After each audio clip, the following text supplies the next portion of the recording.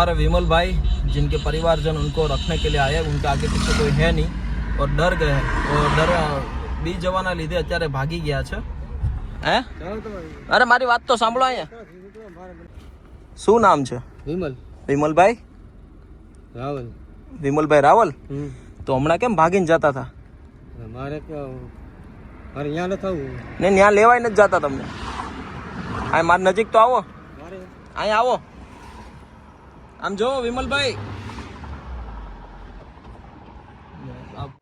મારી વાત તો સાંભળો, અહીંયા આવો, આમ જોવો।